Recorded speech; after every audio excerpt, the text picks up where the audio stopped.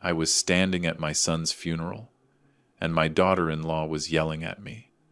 "Old Edward, you're useless now," she snapped right in front of everyone. She shoved a thin folder into my hands and told me to sign it, to give up everything I had any right to.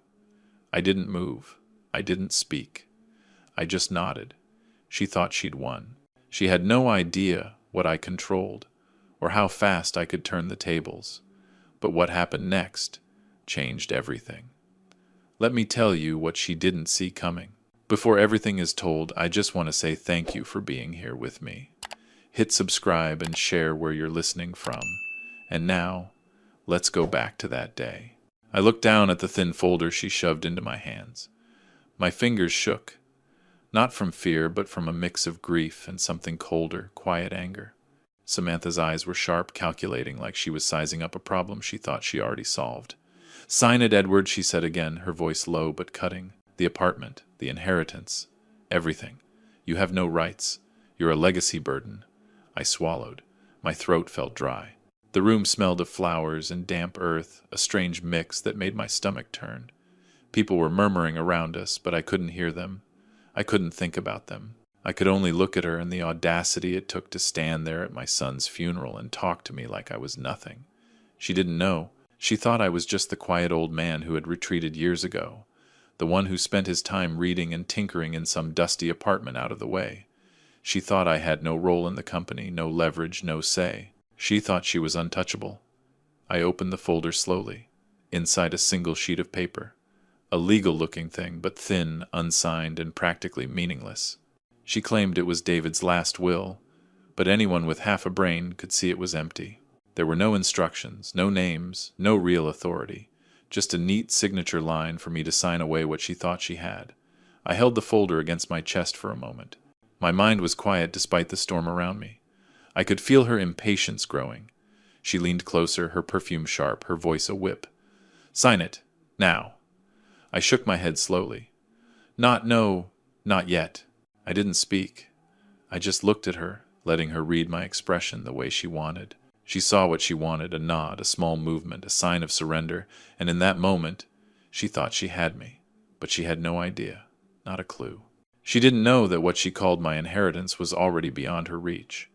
The company she ran, the tech empire she thought she built, was mine to control in ways she couldn't even imagine. I didn't need to tell her. I didn't need to scream or fight. I just had to wait. The folder felt heavier than any weight I'd carried in years. I slipped it into my coat pocket. I didn't need it. It was a prop in her little performance. I could feel her eyes burning into me, daring me to react. I smiled faintly, just enough to keep my face calm. It wasn't a smile of happiness. It wasn't relief. It was patience. Quiet, dangerous patience. She turned away, then satisfied, thinking she had won this private war. She whispered to some of the mourners, laughing lightly, thinking no one noticed. Her arrogance filled the room like a thick fog. I watched her standing there in her sharp suit hair, perfect heels clicking softly on the marble floor. I let her think she was untouchable. Then I walked away. Slow steps, measured. The thin folder burned a little in my pocket with her lies and her cruelty. The crowd parted silently around me. No one said anything. No one looked at me twice. But that didn't matter. I had time. I had control. I had secrets they couldn't see. And as I left the hall, I thought of the blind trust. 51%. Mine. All mine. Waiting. All she had built her confidence on was a mirage. I could feel the chessboard shifting under her feet, though she had no idea. She had no idea that her arrogance, her need to dominate, would be her undoing. I walked down the quiet hall past the mourners, still murmuring past the flowers and the grief, and I let the thought settle. Silence doesn't mean acceptance. Silence is a weapon, and she had just handed me the first piece of the board. 72 hours. That's all it would take. 72 hours before she realized that the company she prided herself on, the empire she thought was hers, was already mine. And when that time came, she would pay. I looked once over my shoulder. She didn't notice me already turning to boast, already imagining herself the queen of the game. But I did notice. I always notice. And now the real game had begun. After I left the funeral hall, I didn't go home. I didn't go anywhere people could see me.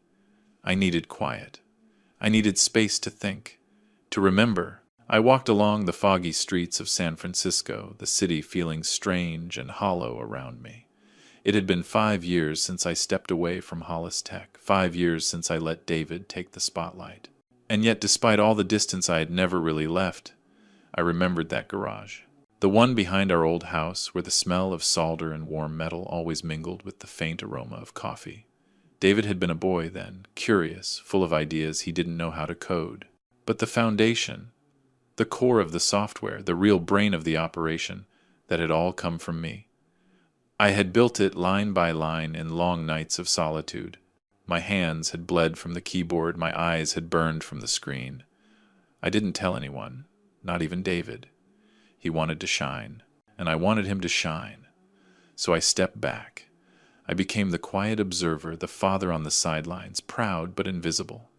People thought the company had grown on his ideas alone, but I knew better.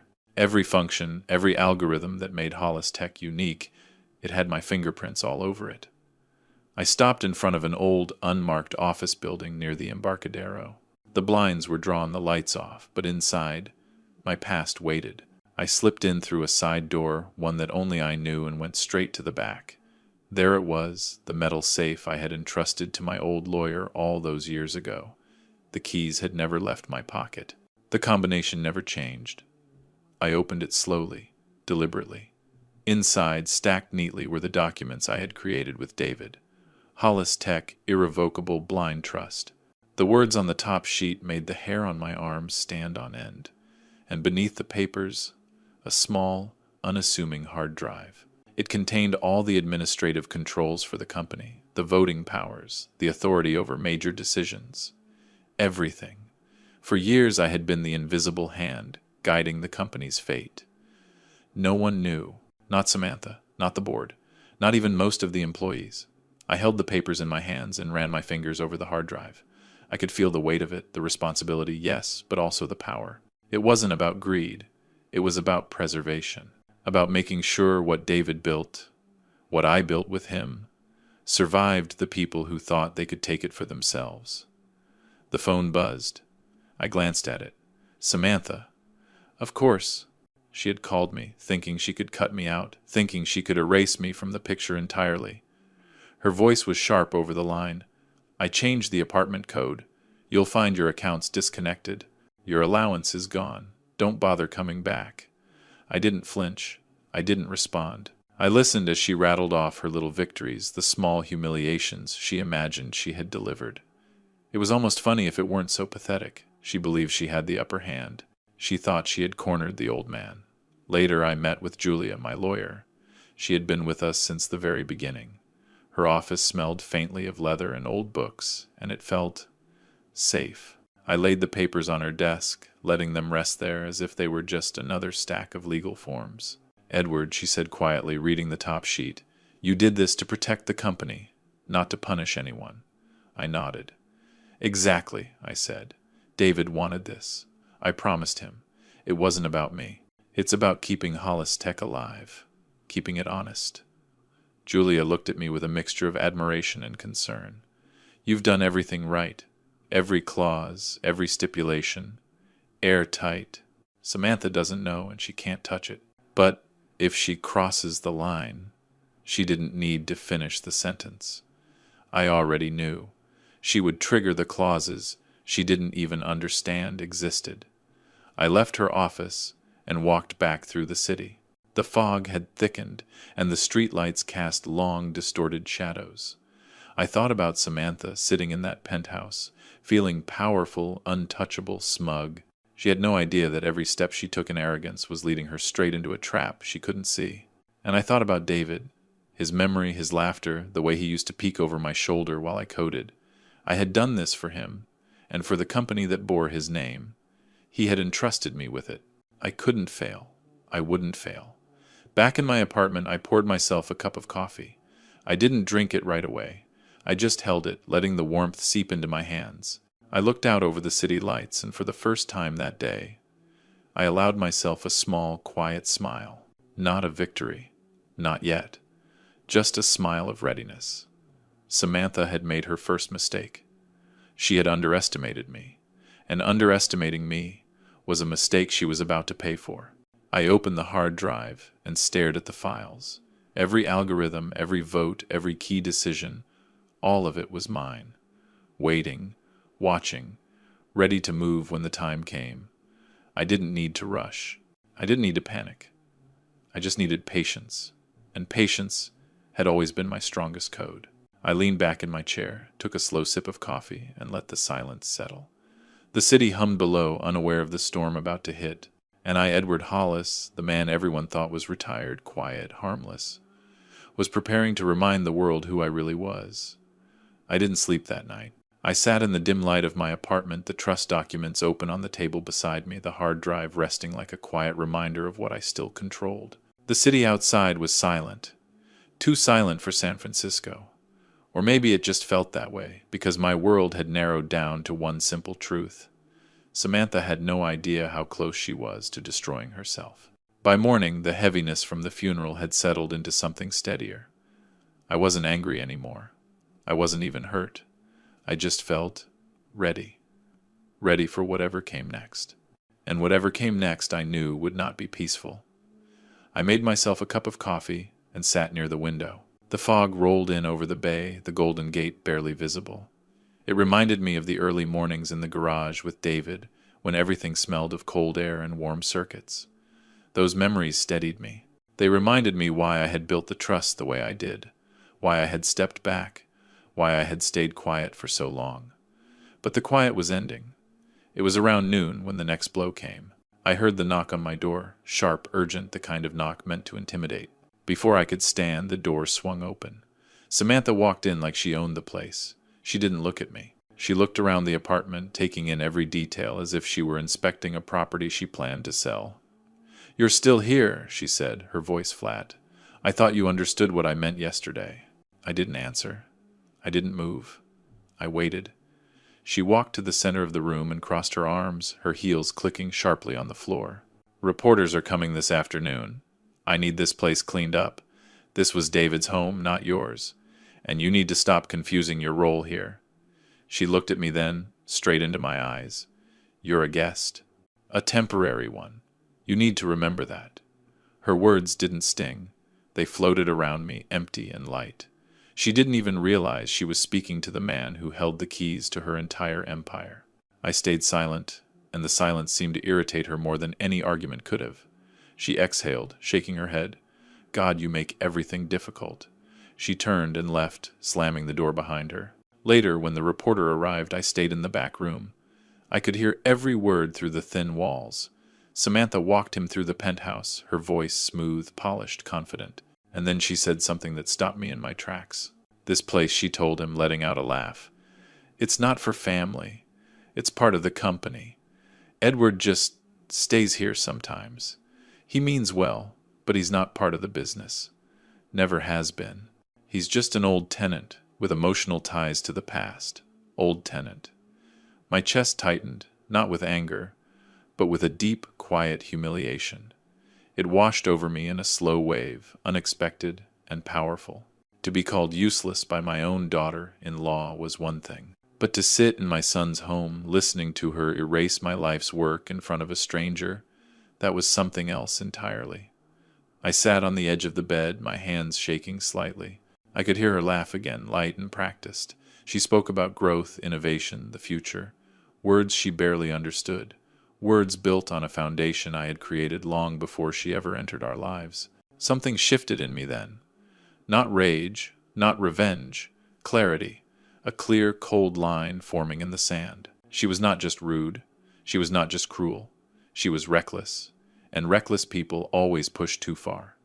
I found out how far that evening. I was in the kitchen when my phone buzzed. A notification from the Trust's financial alert system, one that only existed for me. I opened it slowly, my breath catching as I read the details. $400,000. Company funds. Not approved. Not authorized. Transferred to purchase a personal home, a mansion outside the city. My heart sank. Not because of the money, not because of the mansion, but because this was the one thing the Trust could not allow. the one line no one was ever supposed to cross. Clause 47B. David had insisted on it. He had seen enough CEOs in his industry rise fast and fall faster because of greed. He wanted the company protected even from family, especially from family. And now Samantha had broken it, completely, publicly, beyond repair.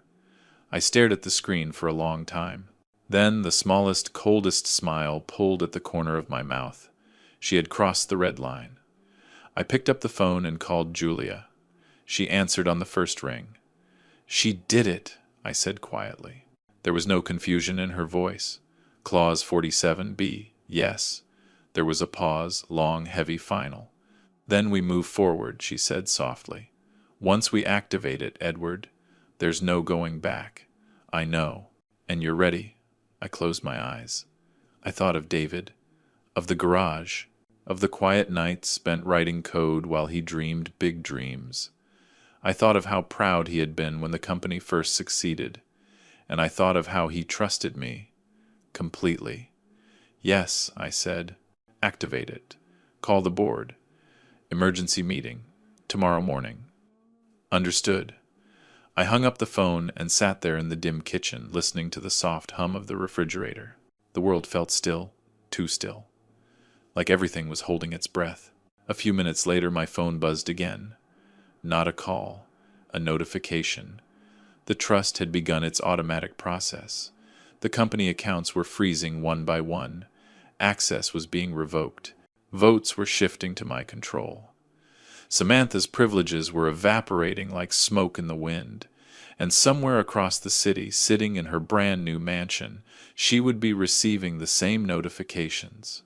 The shock, the confusion, the slow realization that something was terribly wrong.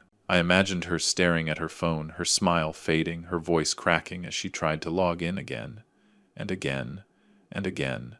That moment, her first taste of real danger, was when everything began to turn. I stood up slowly, the weight of the day settling on my shoulders. I walked to the window, looked out over the dark city, and let out a long, slow breath. Samantha wanted a war, and now she had one. The next morning I arrived at Hollis Tech just as the city was waking. The building was sleek and modern, full of people who believed they were the masters of their own destinies. They didn't know me. They hadn't for years. But today, that was about to change. I took the elevator to the boardroom. My footsteps echoed in the quiet hallways. The air smelled of coffee and electronics, the hum of servers somewhere in the basement. I didn't rush. I didn't need to. Every second Samantha spent thinking she was untouchable made her mistakes that much more obvious. When I entered the boardroom, the room fell silent. The board of directors, the CFO, the company lawyer, Julia, and of course Samantha herself. She was perched at the head of the table like a queen awaiting applause. Her heels clicked on the floor as she shifted, looking at me with a mixture of disdain and amusement. "You're early," she said, her voice smooth, confident. "I assume you've come to accept the reality of your situation." I didn't reply. I just let my eyes settle on the papers in front of me. Julia gave me a small nod, a quiet signal that everything was ready. Samantha leaned back, folding her arms. "I'm going to need to remind you," she said, her tone dripping with superiority, "that the company is mine. 51% belongs to David's estate, which, technically, means me. You have no authority here. None. So I suggest you keep your opinions to yourself." I inhaled slowly. I felt the weight of the room on me for a moment, and then I realized it didn't matter. The room didn't control me. Samantha didn't control me. Not anymore. Julia stood and addressed the board first. Her voice was calm, measured, but firm. "Ladies and gentlemen, thank you for attending this emergency meeting. We are here because of a recent violation of the Hollis Tech irrevocable blind trust." Samantha's brow furrowed slightly, but she stayed poised. "Violation?" she repeated. What violation? Julia didn't answer her directly. Instead, she turned to the board. Clause 47B is clear. Unauthorized personal use of company funds, especially funds totaling $400,000, is a direct breach. Under California law, the control of the 51% share automatically transfers from the trust to the designated fiduciary. She looked at me. "Edward Hollis is the fiduciary." The words hit the room like a wave. Samantha's face changed, not in fear at first, but in confusion, disbelief. That's impossible," she stammered. I have been running this company," Julia continued, calm and unyielding. "You have been running operations. That does not give you authority over shares held in the blind trust. Those shares are now under Mr. Hollis's control. Effective immediately, he has full voting power. Your role as CEO is suspended pending a full forensic audit." I watched her face slowly drain of color. Her carefully constructed confidence crumbled. She opened her mouth, but no words came out. She was speechless, and for the first time truly vulnerable. I stood. The room was quiet, except for the soft hum of the air conditioning. My hands rested lightly on the table. I didn't need to shout. I didn't need to plead or threaten. I just needed to be calm, steady, and deliberate. "To the CFO," I said, my voice low but carrying across the table. "Prepare a full audit. Freeze any remaining discretionary funds. Report all recent transactions directly to me." He nodded, eyes wide but professional. "Yes, sir." I turned my attention to Samantha. She tried to regain composure, brushing imaginary dust from her sleeves, trying to act like the damage wasn't complete. But it was. She looked around the room, and I could see the panic rising in her eyes. "And the apartment," I said, my voice even. "It is a company asset. You have 24 hours to vacate. The funds misused will be returned. You do not get to benefit from actions taken in violation of the trust. You have not only lost the company, you have lost the home and the reputation built around it." Her knees almost buckled. She clutched the edge of the table, staring at me as if she could will the words back. But the reality was already written in ink in legal documents and in the electronic authority embedded in the trust, the board murmured quietly. Some of them avoided her gaze, some looked at me with something like relief or awe. They had known Samantha's ambition, her arrogance, but they had no idea she had reached a point where her own recklessness had put her in the exact position she now faced. I allowed the silence to stretch. It was necessary. The room needed to absorb it. Samantha needed to absorb it. There was no going back. Every second of hesitation made the lesson clearer. Finally she spoke, her voice trembling. This isn't fair." I shook my head slowly. "Fair has nothing to do with it. The law, the trust, and the promises made to David define what is just. You broke the rules. You violated the trust. And now, you face the consequences." Her shoulders slumped.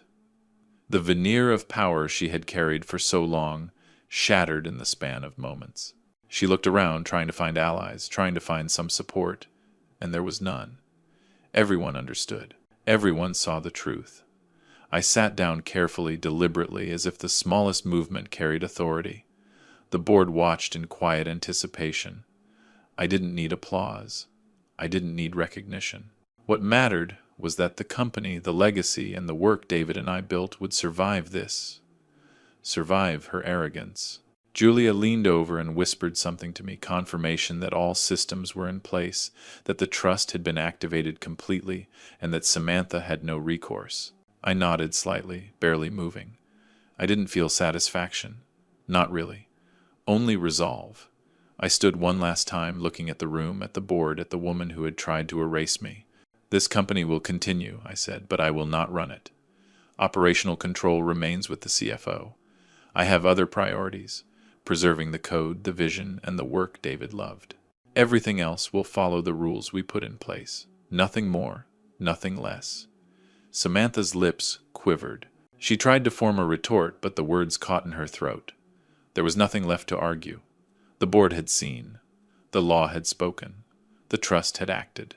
And in one clean, decisive movement, the balance of power had shifted. I collected my papers, closed the folder, and placed it in my briefcase. The room was still almost reverent. Samantha slumped into her chair, staring at the table, drained. She had lost everything, her job, her control, her image, and the penthouse she thought belonged to her. I didn't gloat. I didn't smile. I just walked out of the boardroom, every step measured, deliberate. The city awaited outside, busy and unaware, but I felt the weight of responsibility lift slightly from my shoulders. Hollis Tech was safe. David's legacy was safe. And for the first time in months, I allowed myself to breathe. The storm had passed, but the lesson remained. Power is not in shouting. It is not in image or arrogance. It is in knowledge, preparation, and quiet authority. Samantha would remember this day for the rest of her life. And I would honor my son by keeping the company intact, guided by the principles we had built together. I stepped into the lobby past the employees, bustling about past the elevators and glass doors, and felt a strange sense of calm. The work wasn't over, not the work that mattered, but for the first time in years, I knew the foundation was solid. And that was enough, for now. After leaving the boardroom that morning, I didn't return to the penthouse. The place still smelled faintly of Samantha, her perfume, her new furniture, her arrogance. It was everywhere, and it reminded me too much of the chaos she had created in David's memory. I didn't want to be surrounded by it. I didn't want to see what she had tried to claim as hers.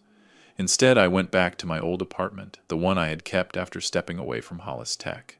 The furniture was sparse, the walls bare, the air quiet. I walked slowly across the room and sat down at the small desk where I had first written the code that had launched the company. The hard drive was still there, untouched, since the emergency meeting, and I stared at it for a long while. The world had changed in 72 hours. Samantha had gone from CEO and social media darling to someone who had nothing, no title, no access, no credibility. And yet, despite all that, I didn't feel victory. I felt relief. Relief that the company was safe. Relief that David's work was safe. Relief that the legacy he and I had built would survive someone who had thought it could be stolen with a few arrogant moves. I remembered the first time I had taught David how to code. He had been 10, eager, impatient, wanting to build the world immediately without understanding the work it required. I had smiled, patient as always, and let him learn. That patience, that discipline had stayed with me. It had guided every line of code I had ever written, every structure I had built in Hollis Tech, and now it had guided the way the company had been protected. Sitting there, I pulled the old source code files from the hard drive and opened them. The lines of code were familiar, almost like old friends. I read through them slowly, methodically, letting the rhythm of each function and algorithm bring me back to the quiet work I loved. Not for profit, not for fame, just for preservation, just for David. I thought about the penthouse again. Samantha had thought she could erase me, take the apartment, take control, take everything. But she had failed spectacularly. The apartment was a company asset, yes. She would have 24 hours to leave. That was all she would get. The $400,000 she had spent on her personal mansion would be returned to the company. Every transaction would be audited, every misstep accounted for. She had lost more than her position. She had lost her illusion of power. And yet, I didn't feel anger toward her, only a quiet understanding that some lessons must be learned the hard way. Some people only see what is in front of them, not what lies beneath. I had learned that about humanity a long time ago.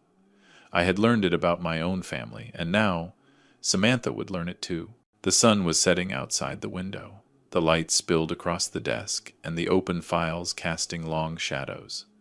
I poured myself a cup of coffee, the aroma grounding me in the moment. I sipped slowly, thinking about the next steps, not for revenge, but for preservation. The company would continue. Julia would oversee the audit. The CFO would manage day-to-day operations. I didn't need to take control. I didn't need to interfere. My role was to ensure the integrity of the code, the security of the trust, and the continuation of the vision David and I had shared. That was enough. That was always enough. I looked around the apartment. Sparse furniture, quiet walls, a few personal items. David's old coffee mug still sat on the desk, slightly chipped from years of use. I picked it up, turning it slowly in my hands. Samantha had once thrown it in the trash during one of her fits of impatience, not understanding the history it held. I smiled faintly, placing it carefully on the shelf. Some things were too small to matter to others, but too important to forget. Later I took a walk. The streets were quiet now, and the city seemed to exhale with me. I thought about the employees at Hollis Tech, the people who had trusted Samantha's leadership, and those who hadn't understood the foundation that had made her leadership possible. They didn't need to know the details. They didn't need to understand the blind trust or Clause 47B. All they needed to know was that the company was stable and the work would continue. As I walked, I reflected on the lessons of the past few days. I never wanted money. I never wanted recognition. I never wanted to be seen as powerful. I wanted respect, and respect I realized was earned quietly, patiently, through integrity and preparedness. Loud voices, flashy titles, and arrogance were illusions. The real power lay in the things people didn't see in documents, in decisions, in the work that built a foundation strong enough to survive greed and ignorance. By the time I returned to my apartment, the city lights had come alive. I sat back at the desk, opening the source code files again. I began rewriting not for a launch, not for profit, not for applause. I rewrote it to preserve, to honor, to ensure that David's vision and ours would endure. Each line of code was deliberate, careful, a quiet monument to what had been built. I thought about Samantha one last time. She had been ambitious, talented in her own way, but she had underestimated the depth of preparation, the strength of a promise, and the patience of someone who understood the value of legacy over appearance. Her lesson had been harsh, public, and irrevocable. I didn't need to remind her. She would remember. I leaned back in the chair, hands on the desk, and let the silence fill the room. The city hummed faintly beyond the window. My eyes rested on the files, the mug, the faint marks on the desk from years of work. And for the first time in a long time, I felt at peace. It wasn't about money. It wasn't about power. It was about respect, legacy, and quiet endurance. And the final lesson for anyone who thought to judge me or underestimate me was simple. The person with the most power isn't the one who speaks the loudest. It's the one whose signature sits quietly on the documents that control the future. I closed the laptop, setting the hard drive aside. I didn't need to check emails. I didn't need to call anyone. The company was safe, the work was intact, and David's memory was honored. That was enough. That was always enough. I took a slow breath, letting it out evenly, and looked out over the city once more. The lights sparkled like scattered stars, steady and reliable, unaffected by the chaos of the world below. I sipped my coffee, quiet, calm, and finally, at peace. I didn't need the noise. I didn't need the drama. I only needed the truth, the work, and the promise I had made. And that was something no one could take from me. Thank you for listening to my story. If it spoke to you, or if you felt something in it that stayed with you, I hope you'll subscribe to the channel. It helps more than you know. And if you think someone else might need to hear this kind of story, feel free to share it. Your support means a lot.